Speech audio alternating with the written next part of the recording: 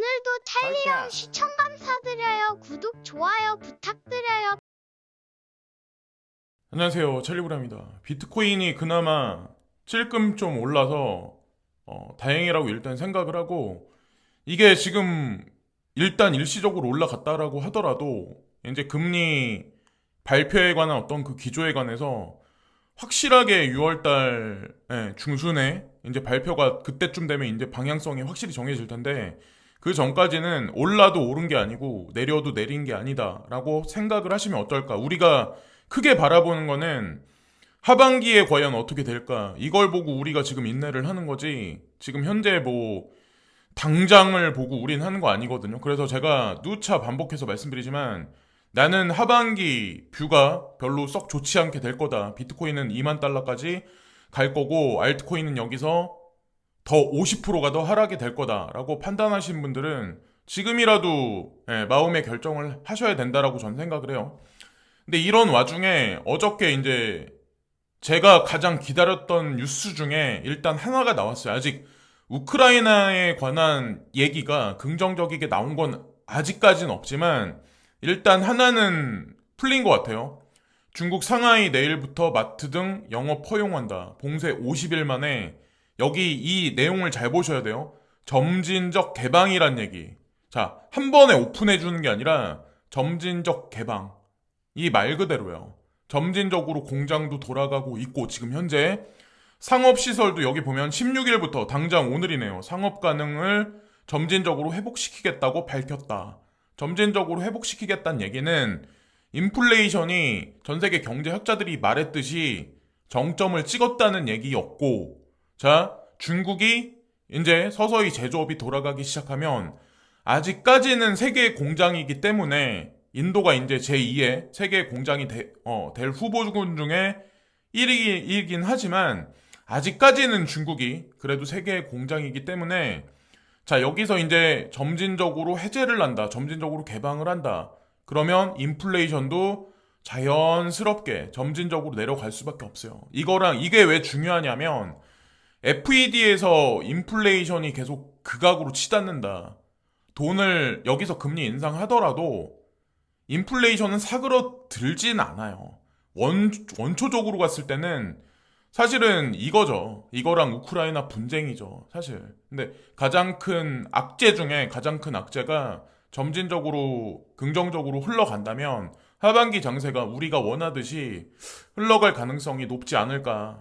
그래서 이걸 한 가지 이제 말씀드리고, 이제 제가 작년서부터 좀 많이 떠들었던 얘기인데, 중국 위에나 비율이 좀 많이 올라갈 거다. SDR 통화 바스켓에서. 그래서 IMF에서 5년에 한 번씩 그 비율을 바꿔놔요. 기축통화 비율을. 근데 달러가 현재 기축통화 비율이고, 이번에 뭐 제 예상과는 다르게 SDR 통화 바스켓에서 달러 비율을 내리진 않았어요. 근데 중요한 건 달러 비율과 중국 위에나 비율을 둘 다 높여놨어요. 자, 여기 보세요. 미국 달러 비율을 41.73%에서 43.38%, 그리고 위에나를 10.92에서 12.28로 올려놨고, 중요한 거는, 자, 여기 유로화예요. 유로화. 자, 유로화를 30.93에서 29.31로, 그리고 엔화는 8.33에서 7.59, 영국 파운드화는 8.09에서 7.44. 영국 파운드화를 가장 많이 내려 깔았거든요. 이 의미를 여러분들이 잘 보셔야 돼요. 영향력을 줄여놓는 거예요. 오히려 중국을 여기서 살짝 올려놓고. 자, 그러면 글로벌 리스트들이 과연 어떤 생각을 하고 있나, 우리가 예측을 어느 정도 할 수 있어요. 이번 비율이 바뀐 게. 그리고 또 하나 뉴스가 나온 게, 위에나 가치는 최근 하락했지만 2016년 이후 달러 대비 약 2% 상승했고, 주요 거래 상대국 대비 약 6%가 인상됐다. 중국 인민은행은 일요일 날 성명에서, 그러니까 바로 어저께죠, 중국이 금융시장 개혁과 개방을 계속 추진할 것이라고 밝혔다. 예. 기존에는 그냥 막아버린다라고 했다가 기조 자체를 바꿔버린 거죠. 그래서 전 세계 아마 많은 자금들이 아마 블랙홀 같이 중국으로 아마 많이 들어가기 시작을 할 거예요. 업데이트된 가중치는, 자, 8월 1일 날부터 적용될 거다. 자, 8월 1일 날부터. 그러면 어떤 변화가 전 세계 통화 시장에 있는지 그걸 우리는 면밀하게 봐야 되고, 가상자산 시장한테는 사실 나쁜 건 아니에요. 왜냐면 당장 유로와 엔화, 파운드와 이 친구들이 아마 앞으로 어깨를 못 필 가능성이 높다는 것을 우리가 어느 정도 예측할 수 있고, 인컴 샤크가 사실은 어저께도 그렇고 마이클 반데 포페도 어저께도 그렇고 사실은 이거는 차트를 거꾸로 해놓은 거거든요. 거꾸로 해놓은 거 전에 역헤드 숄더 패턴이 나올 가능성이 있어. 그래서 비트코인이 상승할 가능성이 있다라고 3만 달러 밑에서 언지를 했었어요. 그래서 3만 2천 달러, 그리고 마이클 반데 포페는 32,800달러 언저리까지는 단기적으로 올라갈 가능성이 있지 않을까. 근데 그 말대로 지금 현재 흘러가고 있고, 오늘 아침에 인컴 샤크가 언급한 거로는 차트상 봐서 본인이 보기에도 이거는 거꾸로 뒤집어 놓은 건데 32,000달러까지 단기적으로 볼 가능성도 높다라고 이제 그런 얘기를 했었고, 비트코인이 미디어에 나올 때 막 이렇게 상승했을 때 버블이다 라고 얘기했다가 또 좀 하락을 하면 죽었다.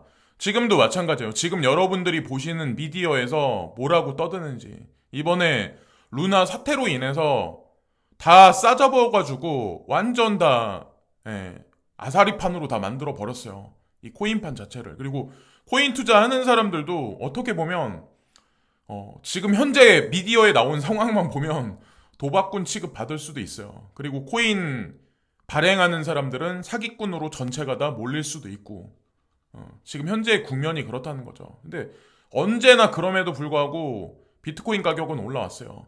알트코인은 뭐 물론 3년간에 이렇다 할 퍼포먼스를 못 보여주긴 했지만, 제도권 수용이 날이 갈수록 뭐 점진적으로 계속 오픈되면 분명히 지금까지 떨어졌었던 알트코인들도 분명히 자기 갈 길 어느 순간엔 갈 거라고 저는 생각을 합니다. 그리고 제프 베조스가 이제 한마디를 남기는데, 사실 행정부는 이미 과열되고 인플레이션이 심한 경제에 더 많은 부양책을 투입하기 위해 열심히 노력했고 많이 그것을 스스로 구했다. 인플레이션은 가장 부유하지 않은 사람들에게 가장 큰 피해를 주는 퇴행적인 세금이다. 잘못된 방향은 국가에 도움이 되지 않습니다.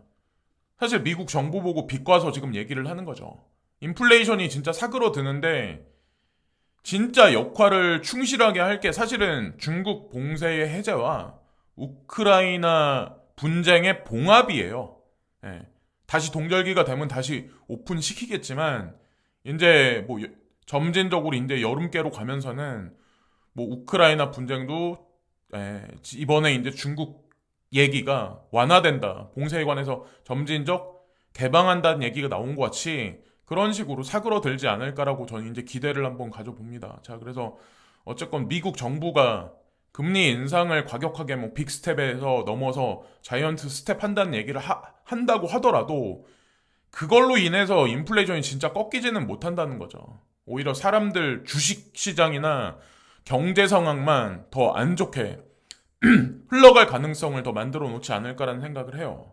그래서 자, 제프 베조스 한마디 했고, 그리고 GCash 5월 31일 헤일로2 영지식 비실내 설정을 출시합니다. 5월 31일이래요. 5월 31일 날. 이게 Gcash에서 하고 있는 네트워크 업그레이드 중에는 역사적으로 봤을 때 가장 큰 네트워크 업그레이드라고 하더라고요. 5월 31일 날. 그래서 기다려 보시고, 그리고 제가 우연치 않게 클레이를 제가 블록폴리오를 보다 보니까 클레이를 차트를 이제 한번 봤는데, 와, 이것도 가격을 보니까 진짜 많이 떨어졌더라고요. 지금 521원이래요. 521원. 이게 얼마까지 갔어요. 근데 클레이뿐만 아니라 여러분들이 가지고 계신 코인들 아마 대부분이 다 지금 엄청나게 많이 하락해 있을 거예요. 지금 현재. 이게 아마 5,000원 근방까지 갔었던 걸로 알고 있는데. 근데 어쨌건 지금 많이 하락을 해 있는데, 지금 손절하고 나가는 게 아니라 오히려 우리는 이럴 때 잘 판단을 하셔야 된다는 거죠. 지금 올랐으니까 사는 얘기가 아니라, 하여튼 앞으로 남은 구간이 분명히 있을 거예요. 시간이. 자, 그리고 이것도 이제 좀 중요한 대목이라서 제가 트윗을 보다가 캡처를 했는데, 대출 인쇄물 폭주가 시작된 이후로, 그러니까 양적 완화를 많이 시킨 이후로 미국의 모든 임금 인상이 신기루였다. 명목상으로 11.5% 상승했지만 더 높은 물가를 감안하면 0% 상승한 거나 다름없다. 처음에는 모두가 무료 돈을 좋아한다. 시간이 지남에 따라 인플레이션의 참상을 완전히 이해하게 될 거다. 그러니까 실질적으로 그러니까 뭐 임금을 전체적으로 다 올려줬다라고 하더라도 인플레이션 대비해서는 0% 올려준 거나 다름없다라고 여기 지표가 나와 있는 거죠.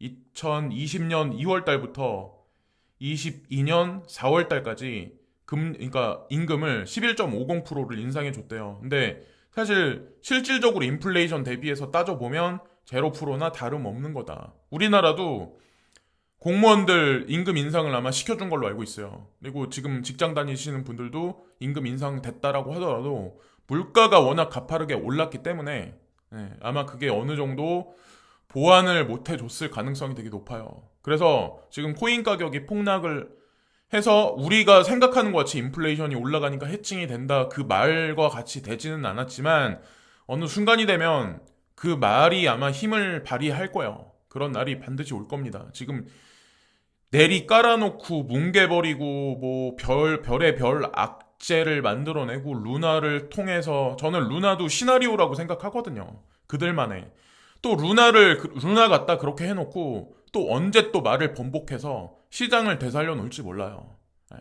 항상 여태까지 그래왔으니까. 자, 비트코인이 64,000달러일 땐 대중들이 이렇게 많이 줄을 서서 막 사려고 환호를 했는데 지금 33,000달러 미치어일 때는 사람들 관심도 없고 이 시장 끝났다라는 사람도 많고 악재 뉴스는 미디어를 통해서 막 쏟아지고 우리는 이때 이 시장을 떠나야 되나요? 떠나야 되는 게 아니죠, 오히려. 자, 이때가 올 거예요, 아마.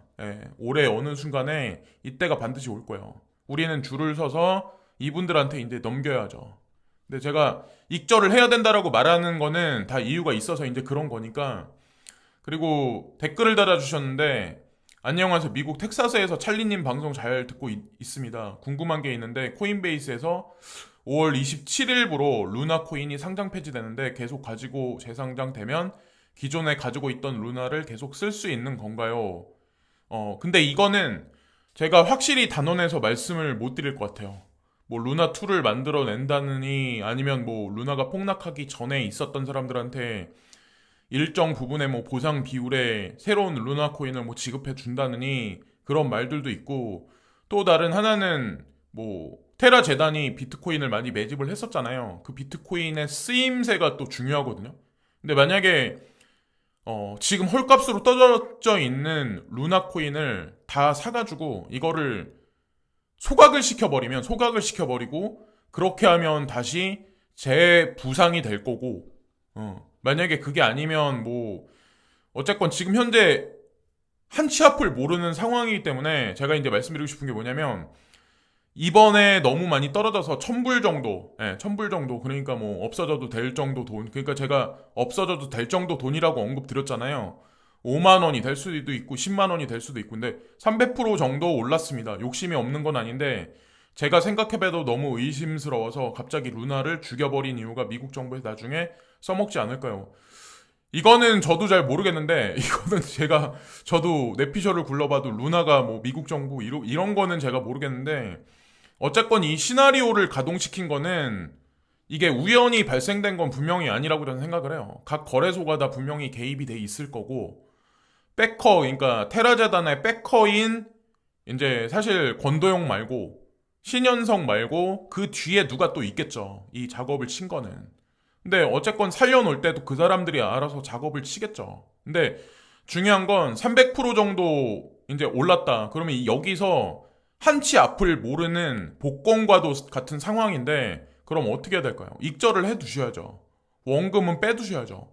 원금은 빼두시고 기다리시는 게 좋지 않을까. 그리고 나는 이게 안정적이지 않다라고 판단하시면 그냥 전액을 전부 다 그냥 뭐 다 익절하셔야죠. 그거는 뭐 이 글을 쓰신 선생님 마음인 것 같아요. 제가 뭐라고 딱 지금 언급드리기에는 근데 어쨌건 장난을 치지 않을까요? 또다시? 그리고 중국 2023년 아시안컵 반납 한국이 개최에 나설까? 근데 중국에서 올 연말에 뭐 유니버시아드 대회 뭐 이런 거나 아니면 아시안컵 축구를 전부 다 2개 경기를 다 반납을 해버렸어요. 근데 제가 이걸 보면서 어떤 생각을 했냐면 여러분들 혹시 기억하시나요? 그러니까 빌 게이츠가 제2의 코로나를 대비를 해야 된다라는 얘기를 지금 하고 있죠.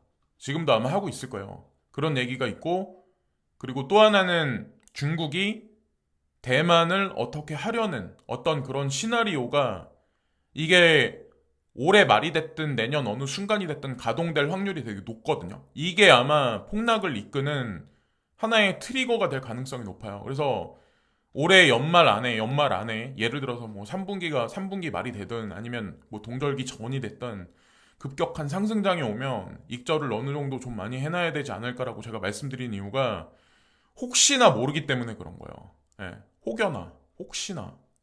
자, 어쨌건 그렇다는 거죠. 그냥 뭐 이거는 뉴스를 보시다 보면 나중에 뭐 디테일한 어떤 그런 것들이 나오겠죠. 자, 그래서 오늘도 뭐 임팩트 있는 뉴스는 언급을 못 드린 것 같은데 오늘도 시청해주신 많은 분들께 깊이 감사를 드리고 오늘 하루도 좋은 하루 되세요. 감사합니다.